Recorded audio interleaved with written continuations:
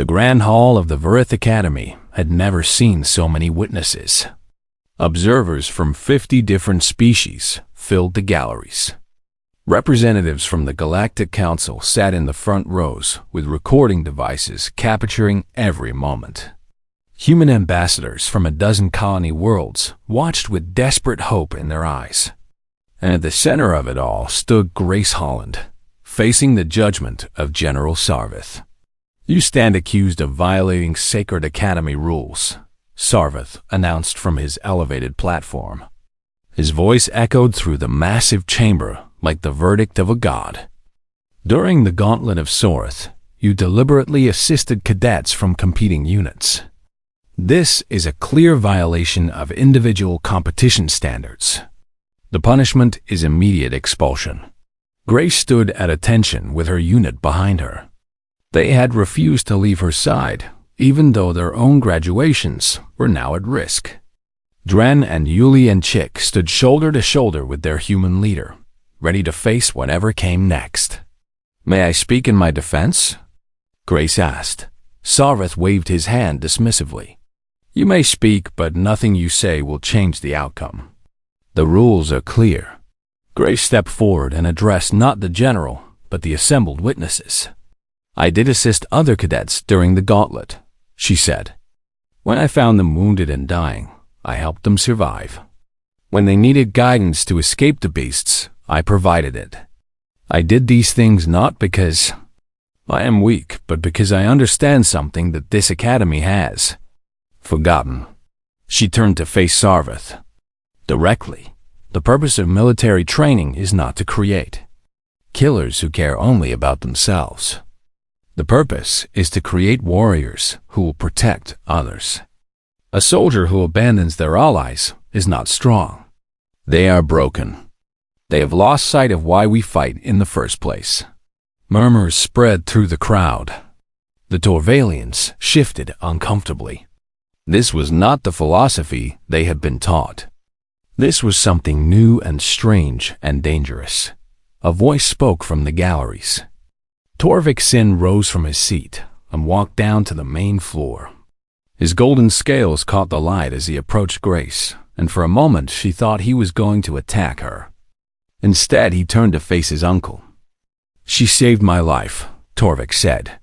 His voice was quiet, but it carried through the silent hall. "I went into the gauntlet determined to see her fail. I had sabotaged her unit. I had tried to have her killed. And when I was wounded and helpless, she saved me anyway." He looked at Grace with something new in his eyes. Shame, perhaps, or the beginning of respect. "She is not a cheater. She is exactly the kind of warrior we should want to produce. If helping others makes her unworthy of graduation, then this academy has lost its way." Sarvith's face twisted with fury. "You forget yourself, nephew. Sit down and be silent." "No," Torvik said. "I will not be silent anymore. I know what you have done, uncle. I know about the raid 2 years ago. I know you sent our soldiers to attack human settlements in neutral space. I know you violated treaties and got your own warriors killed trying to cover it up. And I know you have been trying to kill this human because she is a witness to your crime." The hall erupted in chaos. Council observers shouted questions. Torvalian officers demanded explanations. Human ambassadors rose to their feet with accusations on their lips. Sarvith pounded his fist on the platform, but no one was listening to him anymore. Through the noise, Senior Instructor Keth Vareth walked calmly to the center of the floor. The old warrior's presence commanded immediate attention. Even in his faded scales and worn uniform, he radiated an authority that silenced every voice in the room. "What the young one says is true," Kethvorth announced. 2 years ago, General Sarvith ordered an illegal raid against human colonies. I led that raid. When my ship crashed, I was left for dead by my own soldiers on orders from Sarvith himself. He wanted no witnesses to survive. He turned to look at Grace. But I did survive, because this human saved my life. She carried me across a hostile moon for 3 days. She shared her food and water. She treated my wounds. And when rescue came, she let me go even though she knew I was her enemy. He pulled something from his uniform. It was a medal identical to the one Grace carried in her pocket. He held it up for everyone to see. I gave her my medal because she taught me something I had never believed possible. Humans are not weak. They are strong in ways we do not understand. They care for others, even when it costs them. They fight not for glory, but for those who cannot fight for themselves. This human has proven her worth 100 times over. If anyone should be expelled from this academy, it is the general who has betrayed everything we are supposed to stand for. The Galactic Council observers rose and announced that General Sarvath was under immediate arrest for war crimes. Security forces moved to take him into custody while he screamed denials and accusations. But no one believed him anymore. The truth was finally exposed, and no amount of lies could cover it again. When order was restored, the senior council observer addressed the assembly. In light of these revelations, all charges against Cadet Grace Holland are dismissed. Her completion of the Gauntlet of Soreth is officially recognized. She is the first human to successfully complete the Vareth Combat Academy training program. The hall erupted in cheers. Human ambassadors wept openly. Even some of the Torvalian officers joined in the celebration, their old prejudices crumbling in the face of undeniable truth. Grace stood in the center of it all, feeling overwhelmed by everything that had happened. Then Torvik approached her again. "We still have unfinished business," he said. "The honor duel." Grace nodded. They had made a challenge, and neither of them could back down without losing face. But she was exhausted from the gauntlet, and Torvik was fully rested. The fight would not be fair. "Let us do this now," she said. "I am ready." They faced each other in the traditional combat circle while the entire academy watched. Torvik was bigger and stronger and faster. He had been trained since birth in Torvalian combat techniques. By every measure, he should have destroyed her within seconds. The fight lasted 7 minutes. Grace used every trick she knew. She dodged when she could not block. She redirected when she could not dodge. She kept moving and kept fighting even when her body screamed for her to stop. And finally, when Torvik made a mistake, she struck. He went down hard and did not get up. Grace stood over him, breathing heavily with her fists still raised. She could end him now. The honor code allowed it. The Torvalians expected it. But instead, she reached down and offered him her hand. "Get up," she said. "This fight is over, but we do not have to be enemies." Torvik stared at her hand for a long moment. Then, slowly, reluctantly, he took it and let her pull him to his feet. "You are the strangest creature I have ever met," he said. "I am human," Grace replied. "We tend to be strange." At the graduation ceremony that evening, Grace was offered the highest honors. She refused them. Instead, she asked that the recognition be given to her unit, to Dren and Yuli and Chick, who had fought beside her every step of the way, to the memory of Sorrel, who had died in the canyon. They were the ones who deserved to be celebrated. The council offered her something else instead: command of a new joint species military unit, a team that would bring together warriors from across the galaxy to face threats that no single species could handle alone. It was exactly the kind of force that Grace had always believed was possible. "I accept," she said, "but only if my unit can serve with me." The council agreed. The next morning, Grace walked through the academy one last time. As she passed the arrival hall, she saw a shuttle landing. A group of young humans stepped off, their eyes wide with wonder and fear as they looked at the station that would be their home for the next year. One of them, a young woman who could not have been older than 18, spotted Grace and approached nervously. "Are you her?" The young woman asked. "Are you the one who passed?" Grace smiled. "I am Grace Holland. And yes, I passed. They say it is impossible." They say humans cannot complete this program. Grace reached into her pocket and pulled out the medal she had carried for 2 years. She pressed it into the young woman's hand. Impossible just means no one has done it yet, she said. Now it has been done. And if I can do it, so can you. She walked to her shuttle without looking back. Behind her, the young cadets watched her go, holding hope in their hearts for the first time. The galaxy had told them they were weak. The galaxy had told them they would fail. But Grace Holland had proven the galaxy wrong. And now it was their turn. The Gauntlet of Sorth stretched 100 kilometers across the most dangerous terrain on Corinth 7, mountains and valleys and rivers, filled with creatures that had evolved to kill anything that moved. The cadets had 12 hours to reach the finish line. After 12 hours, the automated defenses would activate and destroy everything in the course. There would be no rescue teams. There would be no second chances. Survive or die. Those were the only options. Grace led Unit 12 into the gauntlet at a measured pace, while other units sprinted ahead, desperate to build an early lead. She knew better. The gauntlet was not about speed. It was about endurance and intelligence and the ability to overcome obstacles that seemed impossible. Running at the start would only exhaust them before the real challenges began. The first obstacle appeared after 2 kilometers. A canyon filled with sonic emitters that blasted sound waves designed to incapacitate any living creature. Grace watched as the units ahead of them entered the canyon and collapsed one by one. Tovalians fell clutching their heads. Castorians stumbled and crashed into walls.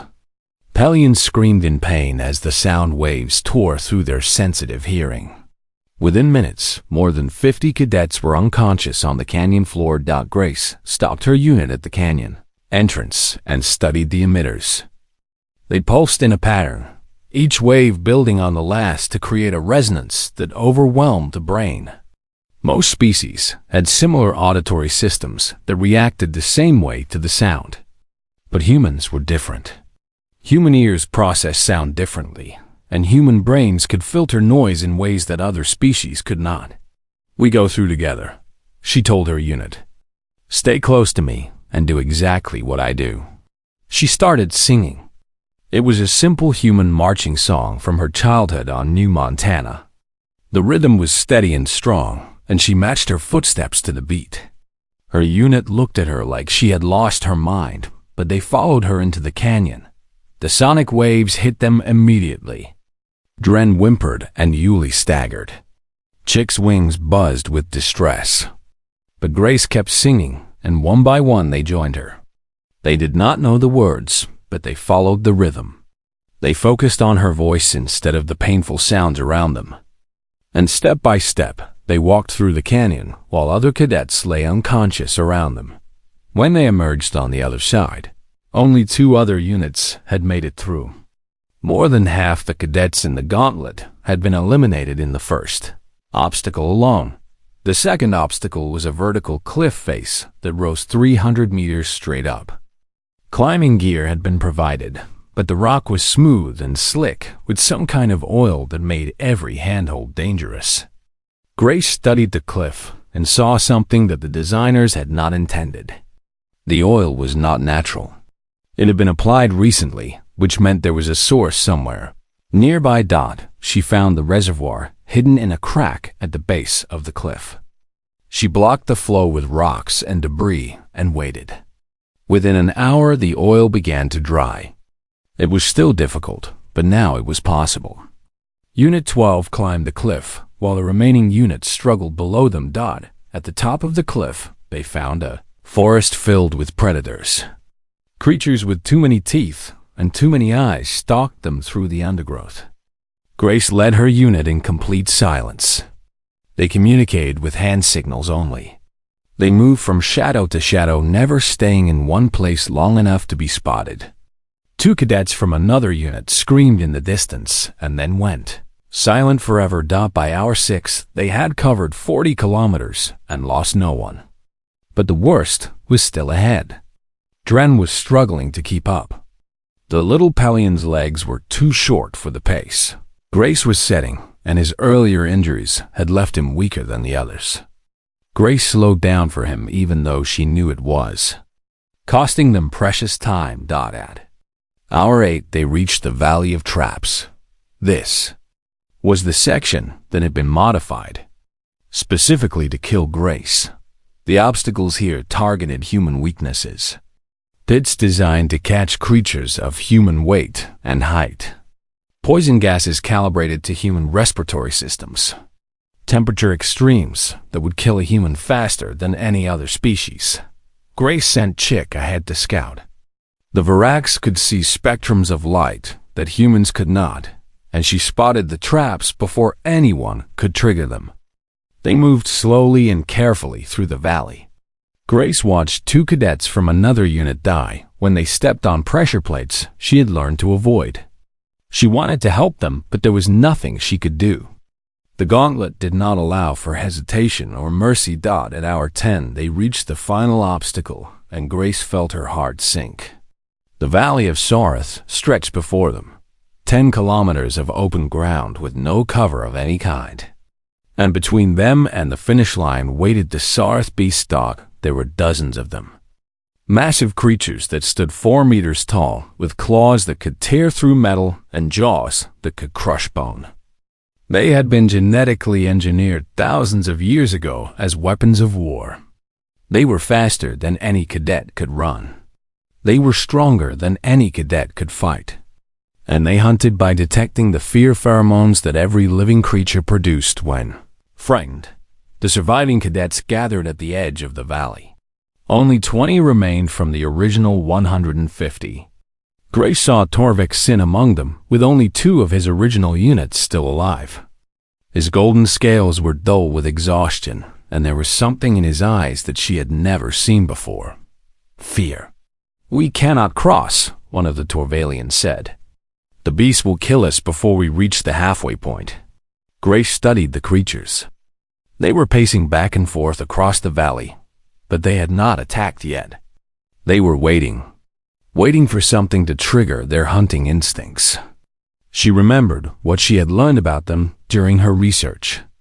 They hunted by detecting fear. If there was no fear, there was no prey. "I will go first," she said. Everyone stared at her. "You will die," Yuli said. "Even you cannot outrun those things." "I will not run," Grace said. "I will walk." She explained her plan quickly. Humans produce different pheromones than other species. The beasts were calibrated to detect alien fear signals, but they might not recognize human ones. If she could stay calm and control her fear response, she might be able to walk through the valley without triggering their hunting instincts. While she held their attention, the others could slip around the edges where smaller rocks provided some cover. "That is insane," Torvik said. "You will be torn apart." Grace looked at him. "Maybe, but if I succeed, everyone survives. That is worth the risk." She stepped into the valley before anyone could stop her. The beasts turned toward her immediately.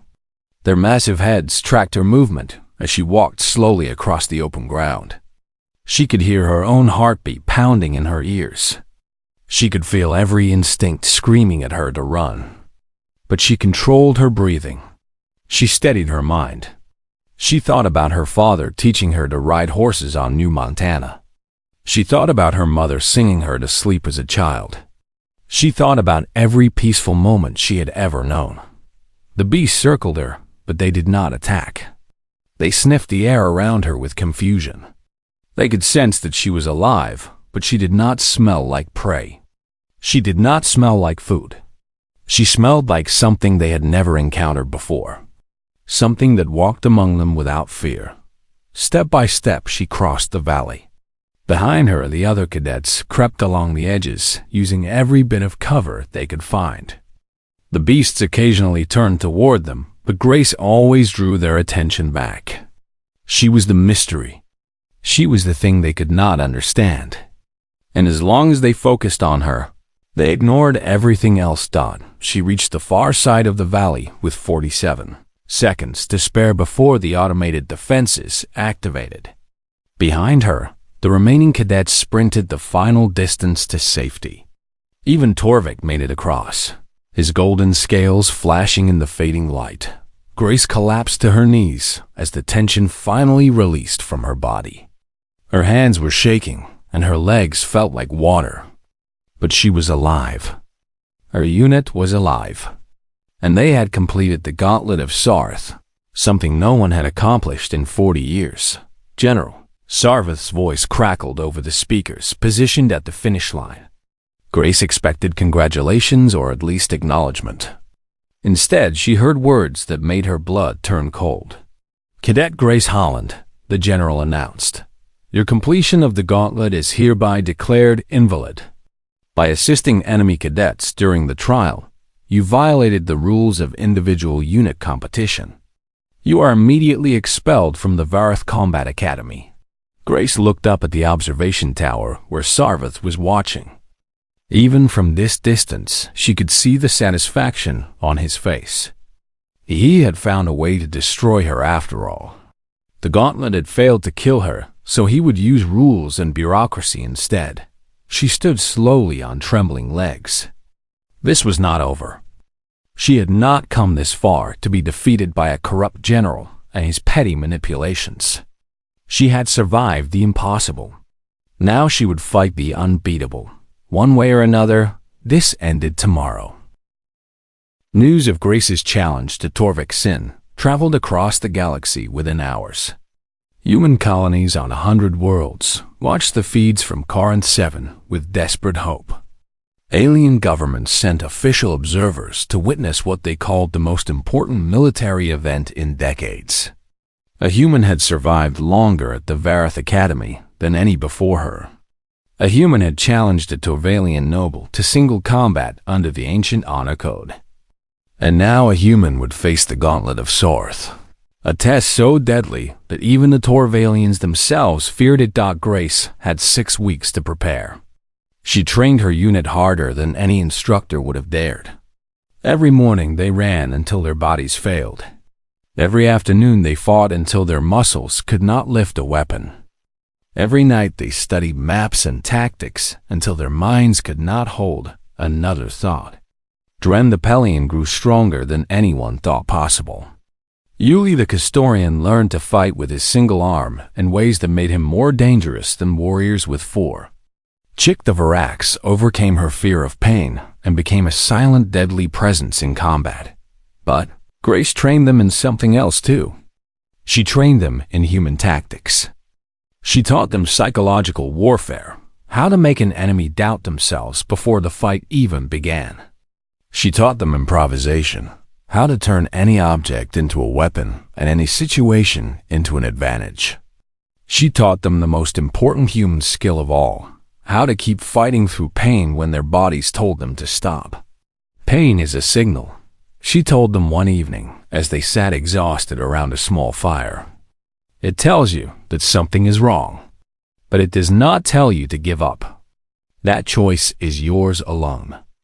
A human body can endure far more than the mind believes. If you can control your mind, you can control your pain. And if you can control your pain, you can control any battlefield. Yuli looked at her with new respect in his eyes. How do you know these things? You are young even by human standards. Where did you learn to fight like this? Grace was quiet for a long moment. Then she reached into her pocket and pulled out the medal she always carried. She held it up so they could see it in the firelight.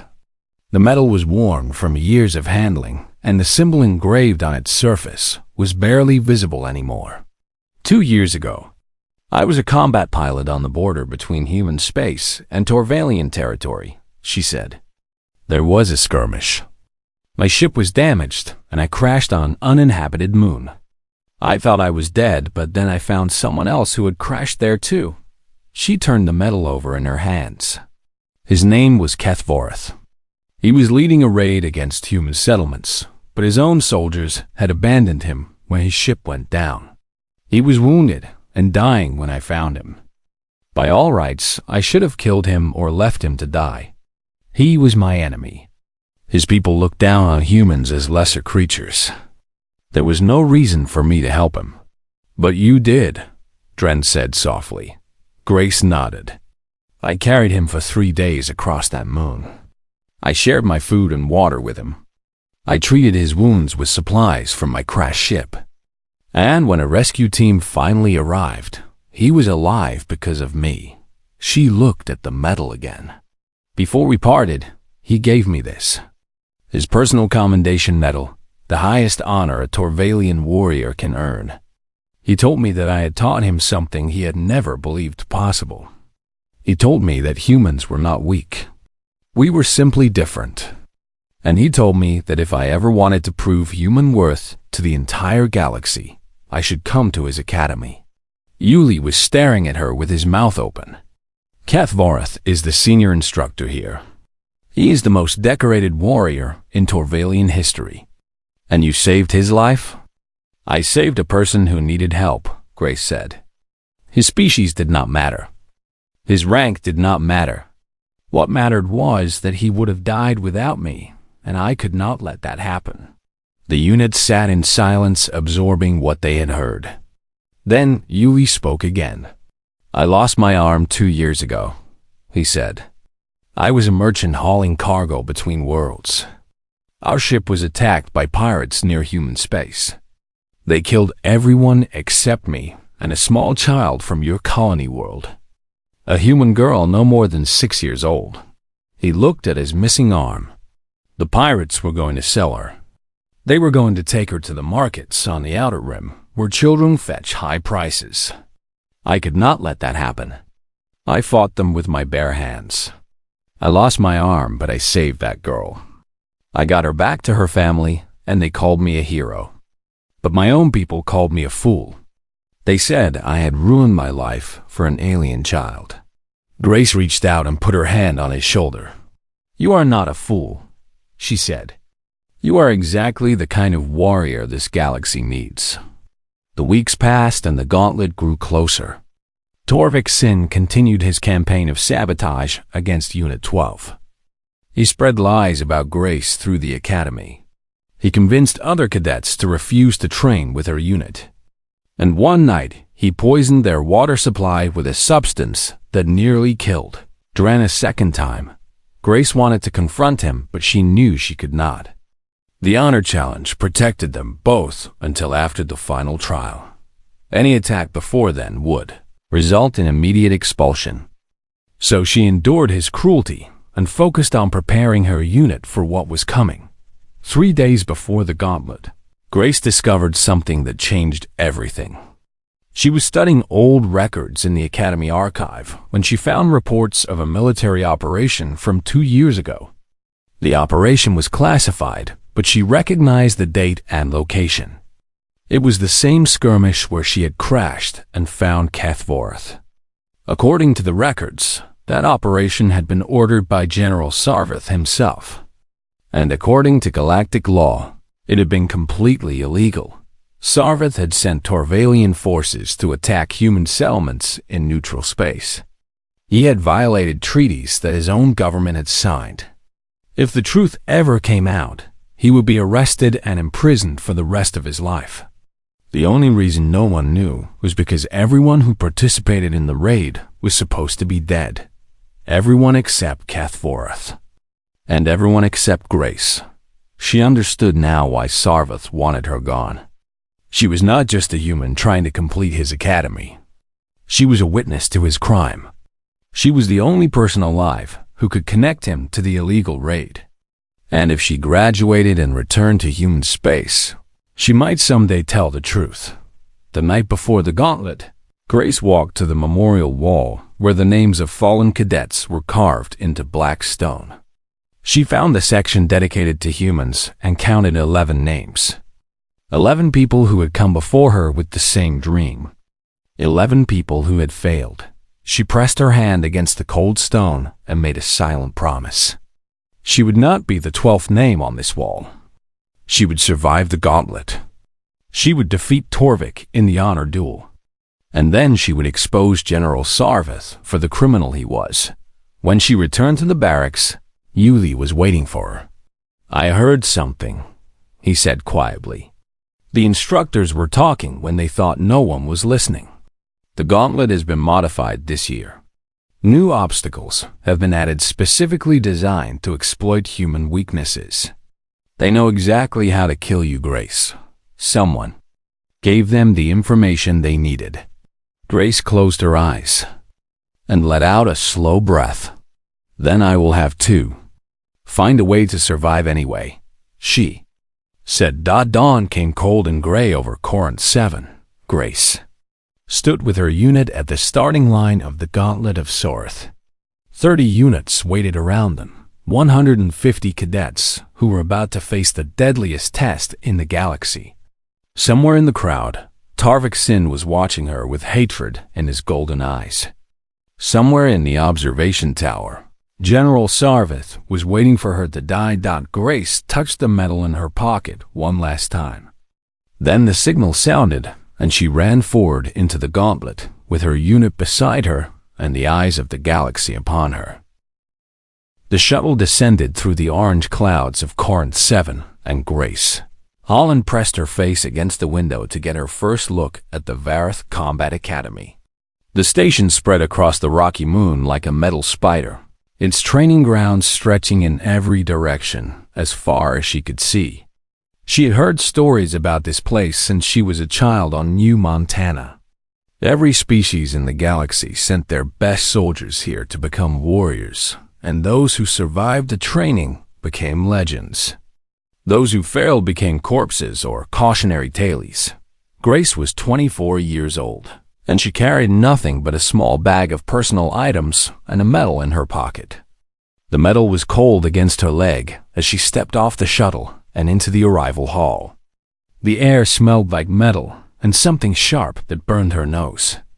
Around her, cadets from a dozen different worlds moved toward the registration desks. She saw the tall reptilian Torvalians with their scaled skin and yellow eyes. She saw the small furry Pelians, who barely reached her waist. She saw the four-armed Castorians and the pale thin Neth and the insect-like Barax. What she did not see was a single other human being. A five Torvalian officer at the registration desk looked down at her with open disgust. His scales were dark green, and his uniform bore the marks of a senior administrator. He took her documents and read through them slowly before making a sound that Grace recognized as laughter. "Another human," he said. "How many of your kind must die before you learn that this academy is not for you?" Grace said nothing. She had prepared herself for this treatment. Every human who had ever come to the Vareth Academy had faced the same hostility, and not a single one of them had ever completed the program. 11 humans had tried over the past 30 years. 3 had quit within the first week. 5 had died during training exercises. 3 had been expelled for failing to meet minimum standards. The Torvalians who ran the academy considered humans to be weak creatures from a mild planet, too soft and too emotional to become true warriors. The officer assigned her to Training Unit 12 and told her to report to Barrack 7. As she walked through the corridors, she felt eyes on her from every direction. Cadets stopped their conversations to stare at her. Some of them laughed. Others simply shook their heads as if she were already dead and just did not know it yet. Barrack 7 was located in the oldest part of the station, far from the main facilities. The walls were cracked and the lights flickered. When Grace entered, she found 4 other cadets waiting inside. A Pelian with trembling whiskers introduced himself as Dren. A Castorian with only one arm said his name was Yuli. The other 2 were a Neth named Sorrel and a Varax named Chick. They all looked at Grace with confusion. "You are human," Dren said. "Why would they put a human in our unit?" Grace understood immediately. Unit 12 was where the academy sent the cadets they expected to fail. The weak ones. The broken ones. The ones who did not matter. Putting a human with them was the final insult, a way of saying that she belonged with the failures and the misfits. "I am Grace," she said. "I am here to complete the program like everyone else." Yuli laughed bitterly. His missing arm ended at the elbow, and the stump was covered with rough scar tissue. "No one in this unit will complete anything. They sent us here to die slowly instead of quickly. That is the only difference between us and the cadets in the other units." That evening, the entire academy gathered in the Grand Hall for the welcoming ceremony. General Sarvath, the commandant of the academy, stood on the stage and addressed the new cadets. He was the largest Torvalian Grace had ever seen, nearly 8 feet tall with scars covering every visible inch of his scales. His voice echoed through the hall like thunder. "You have come here to become warriors," he said. "Most of you will fail. Many of you will die. This is as it should be. The Varath Academy does not produce soldiers. We produce the finest killers in the galaxy. We have done this for 3,000 years, and we will continue for 3,000 more." His yellow eyes found Grace in the crowd, and his lips pulled back to show his teeth. "I see we have another human this year," he announced. "Let me be clear for those who do not know the history. Humans are biologically and mentally incapable of completing this program. Their bodies are weak. Their minds are soft. Their spirits break under pressure. No human has ever passed the Varath Academy, and no human ever will. I say this not to be cruel, but to be honest. The human who stands among you now will be dead or gone within 1 month. This is simply the truth." Grace felt hundreds of eyes turned toward her. She kept her face still and her hands steady at her sides. The metal in her pocket seemed to grow heavier. That night, she was lying in her bunk when the door to her private quarters slid open. 3 Torvalian cadets entered in silence. They were young but large, each of them carrying weighted training batons. The first one swung at her head before she had even finished sitting up. Grace dropped beneath the blow and rolled off the bunk. Her feet hit the floor, and she was moving before her attackers could adjust. She had trained for this. She had trained for years, knowing that this moment would come. Her elbow struck the first Torvalian in the throat, and he went down choking. The second one swung his baton, and she caught his wrist and twisted until she heard the bones crack. The third one tried to run, but she grabbed his uniform and threw him into the wall with enough force to dent the metal. All 3 of them lay on the floor, alive but unable to move. Grace stood over them, breathing hard. Her hands were shaking, but not from fear. "Go back to whoever sent you," she said. "Tell them that I am not leaving." The story spread through the academy by morning. The human had beaten 3 Torvalian cadets in hand-to-hand combat. She had not killed them, even though she could have. She had shown mercy, and that made the Torvalians even more confused.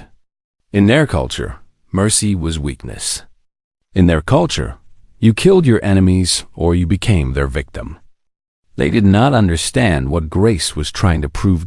In his private quarters, Senior Instructor Keth Varath watched the security footage of the fight for the 3rd time. He was old for a Torvalian. His scales faded to a pale gray, but his eyes were still sharp. He watched the way Grace moved, and he recognized every technique she used. He recognized them because he had taught them to her himself. 2 years ago on a battlefield far from here, when she had saved his life and he had given her his medal, he leaned back in his chair and wondered why she had come. He wondered if she knew what she was walking into. And he wondered if she had any idea that the commandant of this academy wanted her dead for reasons that had nothing to do with training. The next morning, Grace joined her unit for their first day of training. The sun was rising over the rocky plains of Corinth 7, and somewhere in the distance, she could hear the sounds of weapons fire from the advanced training grounds. She touched the medal in her pocket and thought about the warrior who had given it to her. He had told her that if she ever wanted to prove human worth, she should come to his academy. She was here now, and she was not going to fail. The first trial began 3 days after orientation, and Grace quickly learned why so many cadets died at the Verith Academy. The instructors loaded Unit 12 into a transport ship and dropped them in the middle of a jungle on the far side of the moon. They had 48 hours to reach the extraction point 60 kilometers away. The catch was simple. Instructor teams would be hunting them the entire time, and any cadet who got caught would be eliminated from the program. Grace gathered her unit in a clearing as the transport ship disappeared into the sky. Dren the Pelion was shaking so badly that his fur rippled like water. Yuli the Castorian stood with his single arm crossed over his chest, looking defeated before they had even started. Sorrel and Chick waited in silence, already convinced that they would fail. "We move in 10 minutes, Grace said. "Stay close to me and do exactly what I tell you." Yuli laughed.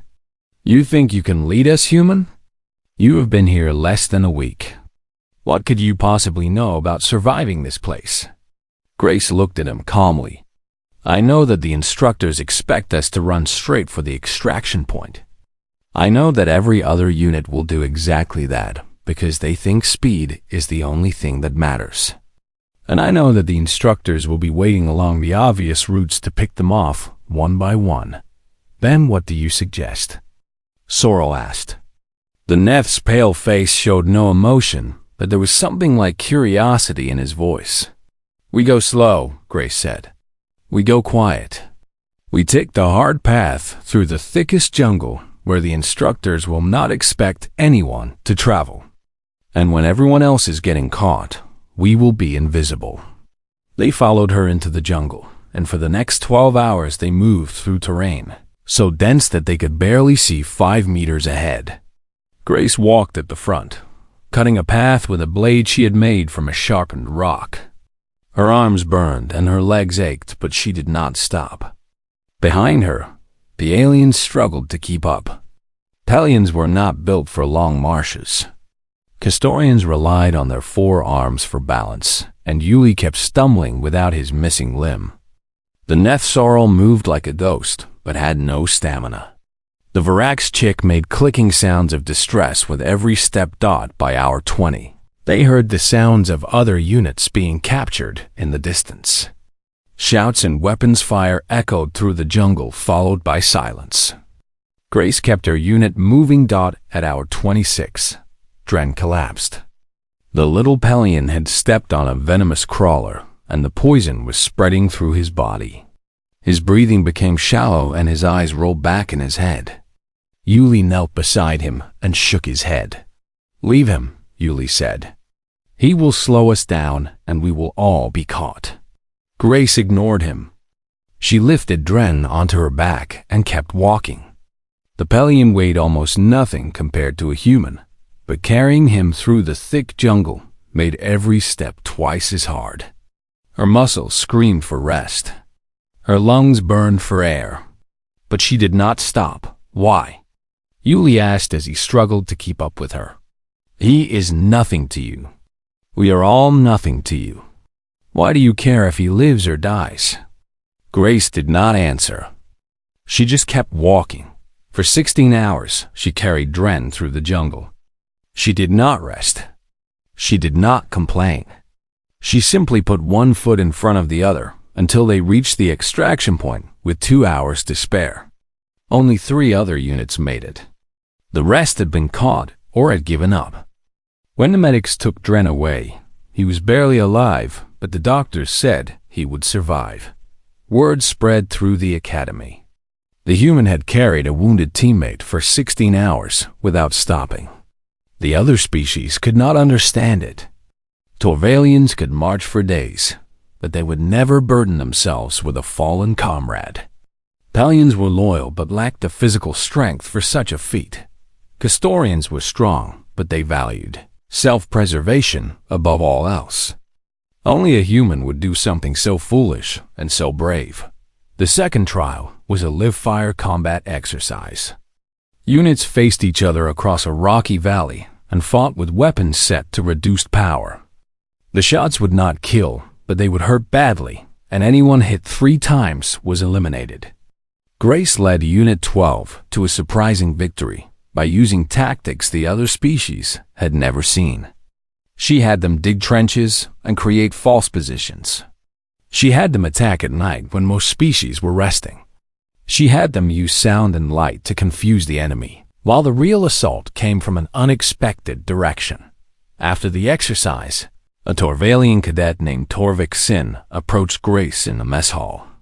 He was the nephew of General Sarvith, and he walked with the confidence of someone who knew he would never face consequences for his actions. His scales were bright gold, and his eyes were cold with hatred. "You think you are clever human," Torvik said. "You think your little tricks make you a warrior. But you are nothing. You are an animal pretending to be a soldier, and soon everyone will see the truth." Grace looked at him without fear. "I am just a cadet trying to complete the program like everyone else." Torvik leaned close enough that she could smell the meat on his breath. "My uncle wants you gone. And what my uncle wants, my uncle gets. One way or another, you will leave this academy. The only question is whether you leave breathing." The third trial was another live-fire exercise, but this time something went wrong. Grace was leading her unit through a canyon when weapons fire erupted from the cliffs above them. These shots were not set to reduced power. These shots were meant to kill. Sorrel the Neth took a bolt through the chest and died before he hit the ground. Grace threw herself behind a rock and screamed for her unit to take cover. She looked up at the cliffs and saw Torvik's unit firing down at them with modified weapons. This was not an exercise. This was murder. They fought back desperately and managed to escape through a narrow crack in the canyon wall. But Sorrel was dead, and nothing would bring him back. Grace held his body in her arms and made a promise that she would not let his death go unpunished. The next day, she walked into the commandant's office and demanded justice. General Sarvith listened to her accusation with an expression of bored amusement. He denied that his nephew had done anything wrong. He said that accidents happened during training and that cadets died all the time. He told her to accept the loss and move on. Grace refused. She invoked the ancient Torvalian honor code and challenged Torvik Sin to single combat. The entire room went silent. No alien had ever used the honor code against a Torvalian before. But the code was clear. Any warrior could issue a challenge, and any warrior could accept. There were no exceptions for species or rank. Torvik's golden scales flushed dark with anger, but he accepted the challenge. The fight would take place after the final trial at the end of the training program.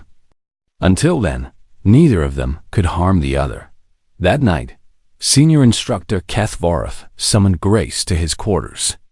The old Torvalian sat in a chair that seemed too small for his body and looked at her with eyes that had seen 1,000 battles. "Why did you come here?"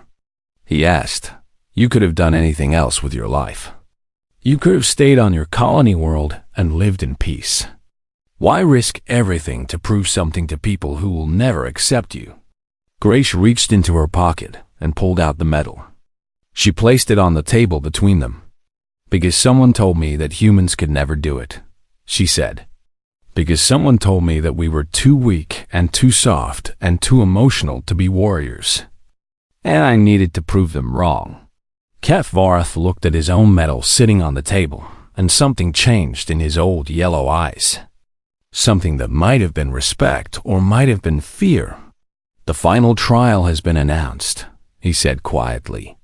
"This year, it will be the Gauntlet of Sorth. No cadet has survived it in 40 years. Grace picked up the medal and put it back in her pocket. "Then I will be the first.